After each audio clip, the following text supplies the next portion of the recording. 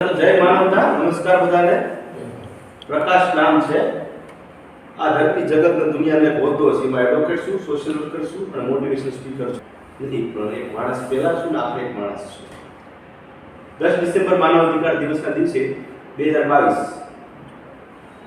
મારું native place ઉમરા ત્યાંથી એટલે કે ભાવનગર જિલ્લો ત્યાંથી 10 ડિસેમ્બર 2022 ના દિવસે મેં એક સાયકલ યાત્રા निकाली જેનું સ્લોગન હતું એક યાત્રા સ્વીકારો સન્માન કિયો સબકો અપનાવો માનવતા બઢાવો। આ સ્લોગન સાથે 10 ડિસેમ્બર 2022 ના દિવસે પ્રસ્થાન કર્યું। ગાંધી આશ્રમથી દાંડીથી સમગ્ર દક્ષિણ ગુજરાત મોટા મોટા વિસ્તારની વાત કરીશું। સમયનો ભાવ છે આપણે મળી જઈશું। સ્વીકારો સન્માન કિયો સબકો અપનાવો માનવતા બઢાવો આ સ્લોગન સાથે 70 થી વધુ એનજીઓમાં સમાજસેવી સંસ્થાઓમાં 1700-1500 ની આજુબાજુ टॉप थयो छे, संवाद थयो छे। ग्राम सभाओं लोको राहदारीओ आ बधा एक आउट નથી કર્યા પણ ટૂંકમાં અત્યાર સુધીમાં 18000 થી વધુ માણસ સાથે વાત કરીશ। માણસ સાથે અગેન પણ જીવન જીવીશ ત્યાં સુધી આ પ્રયત્ન કરીશ કારણ કે મેં રિયલાઇઝ કર્યું છે, અનુભવ કર્યા છે અને એના આધારે આ વિચાર આવ્યો છે। વિચાર હંમેશા કાંઈક હલનચલન થાય ને કાંકરી જાવો થાય ને પછી વિચાર આવતો હોય છે, પછી કાંકરીમાંથી અચીવમેન્ટ થતું હોય છે, કંઈક પ્રસ્થાન થતું હોય છે, યાત્રા કોઈ પણ પ્રકારની હોય છે। એવો જ વિચાર મારા પણ થયો છે। અનુભવોના આધારે બહુ સહન કર્યું છે, એના આધારે જ આ એક યાત્રા નીકળી છે। અનુસૂચિત જાતિ ઘણા શબ્દો છે, એમાં આપણે બધાએ સાંભળેલા છે, એમાં કંઈ કહેવાની જરૂર નથી। ડગલે ને પગલે આપણે અનુભવો ટીલ નામ આ આપણે 21st સેન્ચુરીમાં વાત થાય છે અને સહન કરું છું। આપણું પુસ્તક લખાય એટલા ઢગલો અનુભવો છે। તો ડગલે ને પગલે બહુ મર્યો છું નાનપણથી અત્યાર સુધીમાં 39 વર્ષો મારી ઉંમર 39 વર્ષ થયા। ભાઈ વિકલાંગ છે અને વિકલાંગો સાથે કામ કરું છું। એમની વેદના મને ખ્યાલ છે કે એમના સ્વીકારના અને તિરસ્કારના પ્રશ્નો શું હોય છે। મારા ભાઈનો દીકરો ડાઉન સિન્ડ્રોમથી પીડિત એટલે કે ઇન્ટેલેક્ચ્યુઅલ ડિસેબિલિટી પર્સન છે, એટલે કે છોકરું મંદબુદ્ધિ છે, એટલે એના પણ મને ખબર છે ને વર્તનથી બહુ વાકેફ છું। વૃદ્ધો સાથે ખૂબ જ બેઠું છું, ઓલ્ડ એજમાં કામ કરું છું। મોટા ભાગના તહેવારોમાં અનાથ વૃદ્ધાશ્રમમાં આવું છું, એટલે બહુ નજીકથી એમના ટોક સાંભળ્યા છે, એમની વેદના અને એમની ચિંતાઓને સાંભળી છે। શારીરિક માનસિક ધાર્મિક ભેદભાવોથી પીડિત સમુદાયો છે, શારીરિક માનસિક ધાર્મિક અગેન આવા જે સમુદાયો છે એનો ખૂબ જ તિરસ્કાર થતો હોય છે અને સ્વીકારવાની વાત છે। આંગળીના ટેરવે ઘણા એવા તમારી મારી જેવા બેઠા છે માણસો કે જે લોકો સાથે ચાલવાનો પ્રયત્ન કરે છે।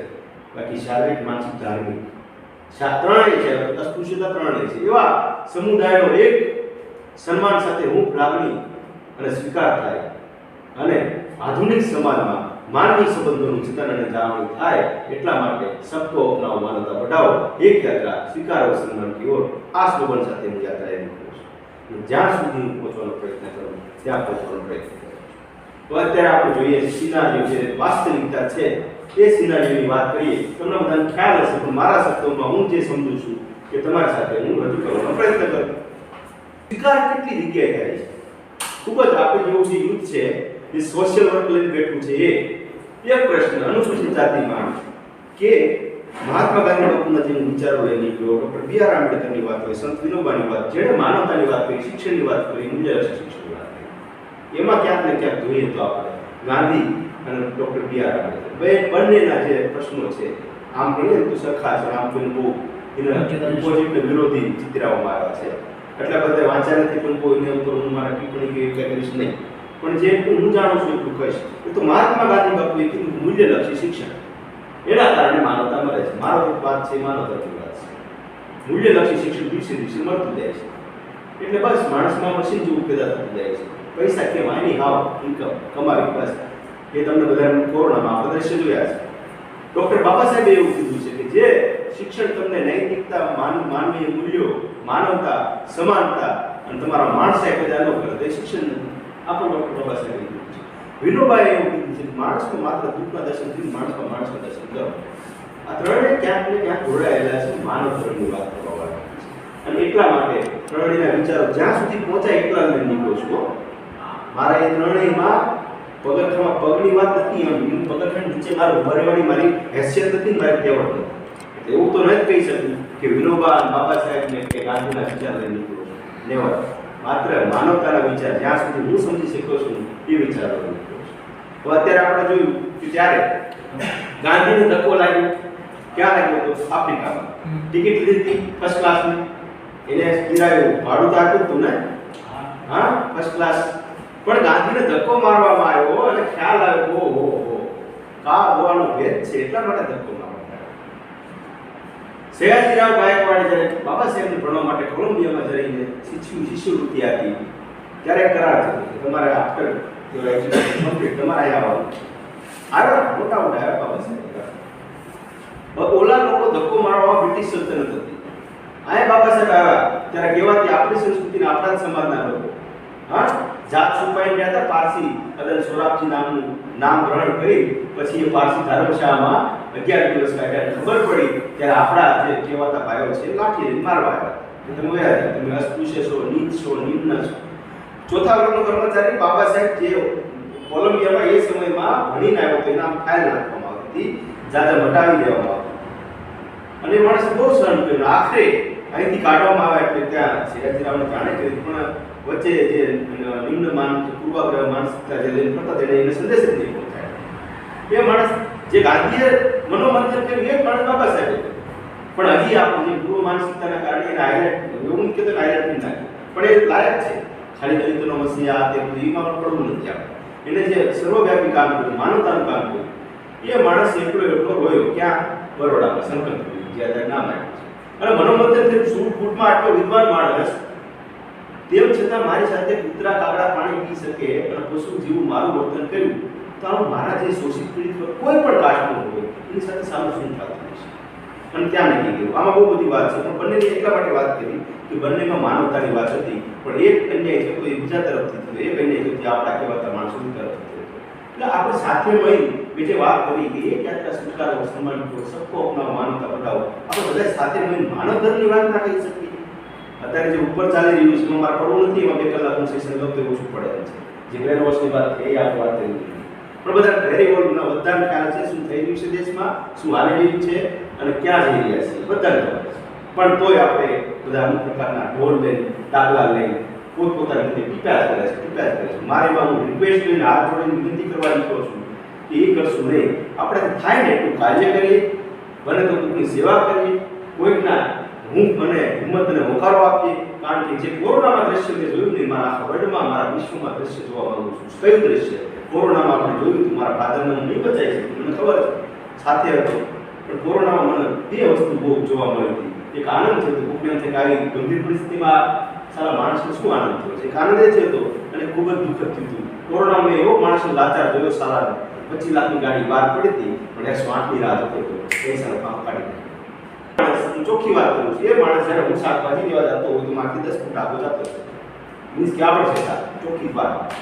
હા, એ માણસ મૂતરવા ન આવો હોસ્પિટલમાં, એ માણસના બાપાને ખાતરી પડતો પડ્યો શાંતિ. પછી કુદરત સામે જોયું, બાપ પરમાત્મા યાર, હા ઈશ્વરને આજે હું મારા તને સેલ્યુટ સોર્સ સલામ યાર, માણસની સામે ઓકાત કાઢી નાખી, તારી ઓકાત આપી છે. માનવતામાં મેં એવા દ્રશ્યો જોયા કે દરેક માણસે એમ જ કીધું ત્યારે મોટા ભાગની વાત છે. અને ભણેલો જ્યાં બાપુએ વાત કરીને, બાબા સાહેબે વાત કરીને નૈતિક મૂલ્યની શિક્ષણની, એમાં ખાસ મારા દુઃખ સાથે કહેવું પડે, જ્યાં મને દુઃખ લાગ્યું ત્યાં આપણો ભણેલો માણસ મોટા ભાગે જવાબદાર. કોઈ પ્રોફેશનની ટીકા નથી, હું એડવોકેટ છું, મારામાં નથી પડે છે, ડૉક્ટરની ટીકા નથી, મેડિકલ લાઇનની ટીકા નથી પડે. દ્રશ્યો જોયો ને તો સાંઈથી હલનચલન થઈ ગયું. સારું શું તમારું ભણતર યાર, તમે વેન્ટિલેટર હટાવો ને તમારું બિલ ચડાવવા માટે તમે વેન્ટિલેટર રાખો લાશ ઉપર, તમે લાશો કે એ લાશ છે સારી હે આ બાપુનું એજ્યુકેશન. એટલે માનવતા ત્યાં મળી હતી, ભણેલા આપણમાં માનવતા મળી. કે પછી મોરબી દુર્ઘટના હોય કે આ કોરોના વાળી વાત હોય, ઇન્જેક્શનના આ બજાર ફલાણું ઘણું એની વિશે બધાને ખ્યાલ છે. સેકન્ડલી ખૂબ દ્રશ્ય સારું જોયું, પોઝિટિવ. મારો અભ્યાસ પોઝિટિવ પ્રકાશ ચલાવું છું, એના અંતર્ગત એક આ યાત્રા નીકળી છે. એટલે પોઝિટિવ પ્રકાશ એટલે મારું પરમાત્માને સેલ્યુટ કરવાનું નામ પ્રકાશ છે, પણ એ અર્થમાં નથી, ઉર્જા પોઝિટિવની વાત છે. તો એ સમયમાં મેં પોઝિટિવ એ દ્રશ્ય જોયું કે માનવતા સરસ મજાની ખીલી હતી. અને જ્યાં માનવતા ખીલી હતી ત્યાં મોટા ભાગે ઓછું ભણેલો માણસ અને ભોળો માણસ હતો. અને જાતિ પાતિ જ્ઞાતિ ધર્મ નથી જોઈ, ત્યારે એક જ જાતિ જોવામાં આવી માણસ, અને ત્યારે બધાએ એક જ વસ્તુ કીધું કે મુજાશો નહીં હો, ઇન્જેક્શનની જરૂર પડે તો અમે બેઠા છીએ. સારું આ અમે બેઠા છીએ ડાયલોગ જ્યારે બધી સર્વવ્યાપી થશે ને ત્યારે મારું દુનિયા અને આ વિશ્વ વનરાવણ વસુદેવ કુટુંબનો સાર્થક થશે, બાકી નહીં થાય. બરાબર, કારણ કે આ ડાયલોગ હું સાંભળવા માંગુ છું. દવાખાનામાં જ્યારે ખબર પૂછવા જઈએ ને ત્યારે એક જ વસ્તુ કહીએ છીએ, મૂંઝાશો નહીં, અડધી રાતે કોલ કરજો, અમે બેઠા છીએ. અને કોરોનામાં પણ મેં આ જોયું, મારી છાતી ગદગદ ફૂલી કે આ દ્રશ્ય ભલે અત્યારે ગંભીર પરિસ્થિતિ છે, બધાએ હાથથી હાથ ખભાથી ખભો મિલાવી સરસ આ પરિસ્થિતિને વિકટ પરિસ્થિતિમાંથી આપણે પાર કરી આપણે પારે આવ્યા. આ પરિસ્થિતિ ગમે ત્યારે સર્જન થાય ત્યારે દરેક માણસની હિંમત જોવો જોઈએ. ગમે તે જાતિનો હોય, ગમે તે જ્ઞાતિનો હોય, ગમે તે ધર્મનો હોય, માત્ર માણસ જાત માણસ ધર્મ જોઈ દરેકને સાથે ચાલી ગમે એવી વિકટ પરિસ્થિતિમાંથી બહાર આવો, એ પ્રયત્ન મારે કરવાનો હતો અને કરું છું. એ દ્રશ્ય જોવા માંગુ છું. દવાખાનામાં એક જ ધર્મ હોય છે, એક જ ધર્મ. 12 વાર અમદાવાદમાં મેં બ્લડ અને 13મી વાર સાયકલ જર્નીમાં એક દીકરીને બ્લડ આપી બીજા દિવસે 84 કિલોમીટર ચલાવી મારી સાયકલ યાત્રાનો રેકોર્ડ. આદિવાસી સમુદાયમાં લખનભાઈ મુસાફરી માથાવાળી તો એમની અંધશ્રદ્ધાના કારણે બ્લડ કોઈ નહીં આપે. કરતો લખનભાઈ પ્રકાશ આપી દીધું, બંને બાજુ મોટર મૂકીને ખેંચાઈને એટલે ખેંચી હું આપીશ. હા, પછી એમનું પાછું મેસેજ આપ્યો કે આમાં માતાજી છે ને હું સ્વસલામ છે, આધ્યાત્મિક છું 100% આઈ માનું મારા ગુરુદેવ જેને મારો ઈષ્ટદેવ છે, તમારો ઈષ્ટદેવ તમને સ્વસલામ છે માનો. પણ દોરો બાંધીને કોણ કરી દે છે તમને આવું યાર? પત્નીનું મંત્રાયેલું પાણી બહુ પીધું છે મેં, 15 ઓપરેશન કર્યા છે. મારા ગુરુદેવી રાજસ્થાનમાં છે, મારા પપ્પા ભગત છે, રામા મંડળ બનતા, રામાપીર બનતા, એમનું માન રાખ્યું મેં, પ્રયોગ કર્યો. ધૂણો શું મેં ધૂણી ભૂવો હતો, ધૂણતો હતો. આ કામ દીધેલા સિગરેટના મિત્રો, ડિપ્રેશનમાં દારૂ પીધેલા છે, મરેલો છું એકલો સુસાઇડ અટેમ્પ કરેલો છે. પણ તમે ક્યાં સુધી યાર અહીંથી માનો તમારો જે ઈષ્ટદેવ જવાબ ન આપે તમારી ભક્તિમાં ખામી છે, તમારે યાદ રાખવા. એટલે આવું નહીં કરવા, દીકરી મરી જશે, 1% લોહી થઈ જાય ત્યાં સુધી તમારે દવાખાને લઈ જવાની યાર. કોઈ મોટું તીર નથી મારવાનું, મારી માણસ ધર્મની ફરજ છે. આ દીકરી કે દીકરો કોઈ પણ માણસ હોત ને તો હું મારા વચન ત્યારે આપ્યું નીકળી ગયું ત્યાં. બીજા દિવસે મારો 84 કિલોમીટર પડાવ હતો એ પાર. કહેવાનો મારો મતલબ ઇન્ટેન્સ એ હતો કે આ જે વસ્તુ છે આપણે દવાખાનામાં એક જ ધર્મ જોઈએ છે. બ્લડ આપી ત્યારે પૂછતા નથી કયા ધર્મનું છે, ઓર્ગન આપી ત્યારે પૂછતા નથી કે આ હૃદય કોનામાં કયું ધબકે છે. આ ધબકારો સારો આપણે મંડાવવામાં ન ધબકાવી શકીએ. આજે હૃદયના આપણે દવાખાના ટૂંકના આપીએ, લીવર ટૂંકના આપીએ ત્યારે આપણે કંઈ જોતા નથી, બ્લડમાં પણ આપણે નથી જોતા, બધાનો રંગ લાલચ છે. તો આ જે દવાખાનાનો ધર્મ છે ને એ ધર્મ મારા આખી દુનિયામાં જોવા માંગુ છું. મારી ઈચ્છા છે કે પૂરી થાય કે ના થાય એ વસ્તુ અલગ છે, પણ જીવ ત્યાં સુધી આ પ્રયત્ન કરીશ. અને એક જ છેલ્લે કે લાઈફ એવી જીવવા માંગુ છું, કારણ કે ડિપ્રેશનમાંથી હું પસાર થયેલો છું, બાયોપોલર ડિસઓર્ડરનો દર્દી રહેલો છું, 3 વાર કાંડાની હોસ્પિટલ મેન્ટલ હોસ્પિટલમાં દાખલ થયેલો છું, 4 વિપશ્યના મેડિટેશન સાધના કરેલી છે, શિવ કૃપાનંદ સ્વામીની સમર્પણ ધ્યાન શિબિર કરેલી છે, બ્રહ્માકુમારીમાં 7 દિવસ રાજયોગમાં મેડિટેશન કોર્સ કરેલો છે, ગુરુપંથમાં પણ બધે જઈ આવ્યો છું. ટૂંકમાં હવા ત્યાં બહુ માર્યા છે મેં ડિપ્રેશનમાંથી બહાર આવવા માટે. પણ અને જિંદગી એવી જીવવા માંગુ છું કે જ્યારે મરવાનું થાય ત્યારે જો કે દુઃખ જ હોય, સ્માઇલ ન આવે, ડાયલોગમાં સારું લાગે, પણ આઈની સ્માઇલ નહીં, આઈની સ્માઇલ થવી જોઈએ કે સારી દોસ્ત જિંદગી જીવવાની જાય બસ. અને સેકન્ડ થિંગ કે રાત્રે જ્યારે પથારીમાં પડું ત્યારે મારા ઊંઘની બે ટીકડી ન પીવી પડે અને પેક ન મારવા પડે, એવું જીવન જીવવા માંગુ છું. દરેક મિત્રોને મારી વિનંતી છે કે લાઈફમાંથી 1 કલાક સમાજ માટે કાઢી અને સમાજમાં યોગદાન જો બની શકે તો આપજો. Thank you. વસ્તુ આભાર. જેટલું પોસિબલ શક્ય છે તમને સમજાવવાનું સમજીશ તો સમજાવીશ. ધન્યવાદ. સાયકલ યાત્રામાં તમે જમવાનું કઈ રીતે છે?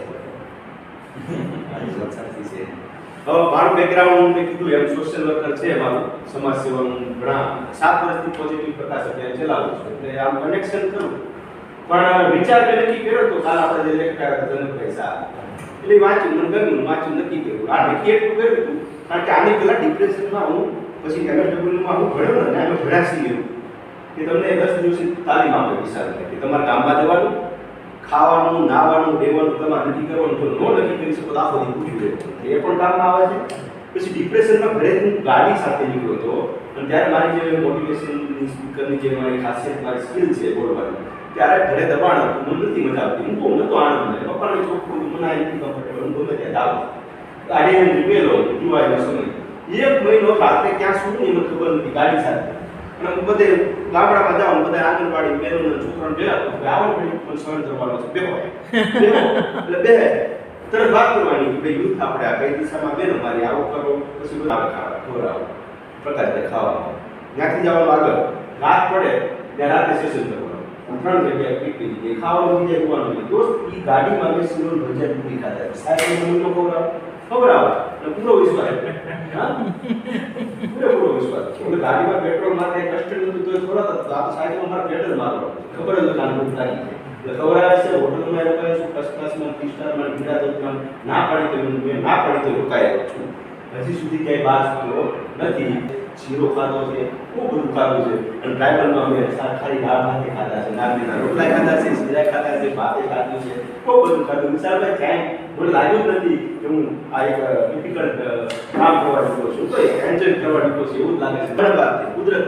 મારા ગુરુદેવ ઉપર ભરોસો પરમાત્મા બરાબર કુદરત સાથે ભરોસો કાલની વાત કરી કાલે ખાવા પીવાની ચિંતા એ થઈ જાય હું એમ કહેતો કે તારા આપણો પ્રશ્ન એ હતો કે આ સોશિયલ એક્ટિવિટી આપણે એ વાત તો રિસર્ચ એવું કહે છે અને સાયકેટ્રિક સજેસ્ટ કરે છે પ્રિસ્ક્રિપ્શનમાં લખે છે every must 1 hour social activity એમાં સમાજ સેવામાં 1 કલાક આપો ને તો આપણા જે બ્રેન કેમિકલ આવે ને હેપી હોર્મોન મેં જેમણા વાત કરી ડોપામાઇન સેરોટોનિન ઓક્સિટોસિન ને એન્ડોર્ફિન આપણા જે બ્રેન કેમિકલ આવે છે એ રિલીઝ થાય ઓટોમેટિક એનું કારણ એ કે કોકના મોઢા પર સ્માઈલ લાવો ને તમારું કોઈ ઓટોમેટિક સેટ થઈ જાય એટલે તમારા સોશિયલ એક્ટિવિટીના કારણે તમારે અંદરથી આનંદ આવે છે ઉમળકો આવે અહીંયા હીરો આવે અંદરથી મોકા આવે હા બોલો પ્રોફેસર સાહેબ તમે તમારું દુઃખ વ્યક્ત કર્યું હાજી બરોબર ને બહુ સાચી જ વાત છે કે જે તમે પહેલા જે દુઃખ વ્યક્ત હા, હા, કર્યું અને આપણો દેશ ગુલામ થયો એનું પાછળનું કારણ પણ આ જ આ જ હતું, હા. એ અસ્પૃશ્યતા અને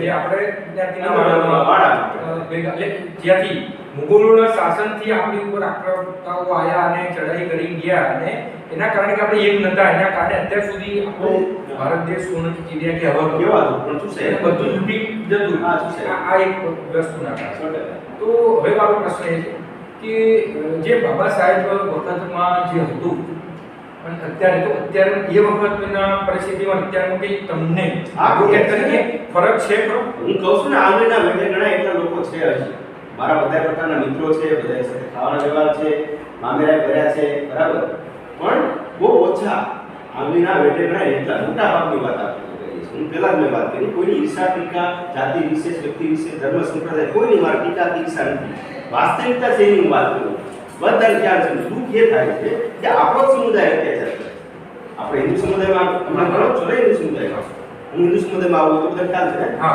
તો આ હિન્દુ સમુદાયમાં આપણી જ વાત છે તો આ એક એટલો હદ આવી ગઈ માણસ ક્યારે ઓપોઝિટ થાય છે કે હદ આવી જાય છે કે એક પોતાના પરિવારમાં 4 છોકરા હોય અને એક છોકરાની સતત તમે અવહેલના કરો ઇગ્નોર કરો ને પછી છોકરાની હદ આવે પછી બટ પોકાય ઘર છોડી દે કે બાપાની આમ થાય એવી પરિસ્થિતિ આ સમાજની થઈ છે બહુ બધું કહ્યું છે આમ કહ્યું પણ તો અત્યારે દુઃખ લાગે છે કે આવું કેમ આવું થાય છે કે આપણો સમાજ એક બાજુ આ સમાજમાં કેવી છે પાછો આપણો સમાજ આ રીતે અમને વર્તન કરે ત્યારે દુઃખ થાય છે કારણ કે જે આ ગુનાકાંડ થતા હોય છે બીજા કાંડ થતા હોય છે એમાં કોઈ બહારનો વ્યક્તિ મારવા વાળો નથી આવતો